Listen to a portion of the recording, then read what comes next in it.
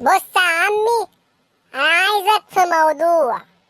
خير يا ميكا، عايزني في ايه؟ شهادة وتحكيم. شهادة وتحكيم؟ انت هيكرموك ولا ايه؟ هتكرم ايه؟ هي لغته كده، لغته كده. شهادة وتحكيم دي يا ميكا، يعني انت عايز تشاهدني في حاجة؟ اه، صلي على النبي. عليه عليه الصلاة الصلاة والسلام. والسلام. هو كلام ربنا يزعل؟ لا يا ميكا، ما يزعلش. حلو، حسبها ان كلام ربنا ما يزعلش، يبقى نصلي على النبي. عليه الصلاة والسلام.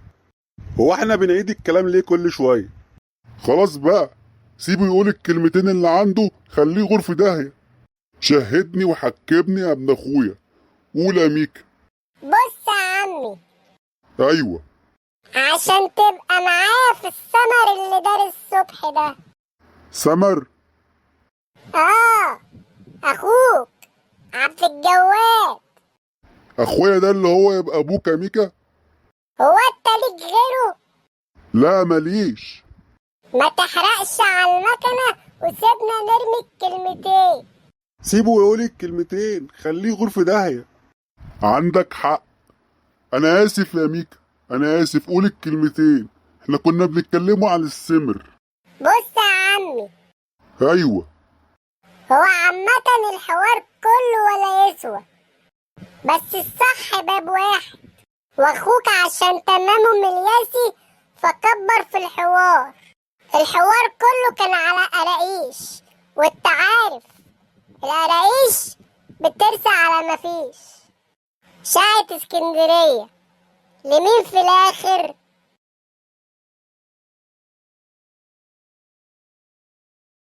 ترد عليا يا عمي، هو انا برمي في الفاضي ولا ايه؟ ما تستجهلنيش. في ايه؟ انت كنت بتكلمني انا؟ يعني انت عايزني ارد عليك دلوقتي؟ يعني ده كان سؤال يعني؟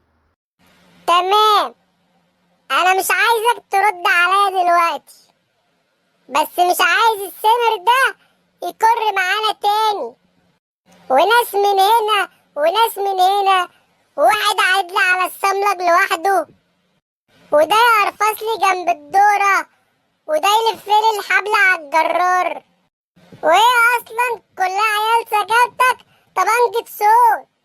عشان تبقى فاهم، انا هشد دلوقتي وانت قلبها في دماغك، وهما يومين واستنى منك رد.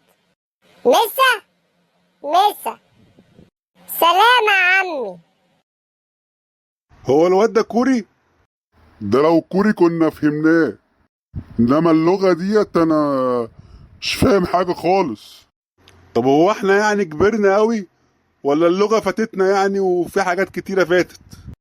المشكلة بقى ان هو لجأ لي وانا مش عارف اعمل له ايه. المصيبة بقى ان هو هينط لك كمان يومين، ده مستني منك رد.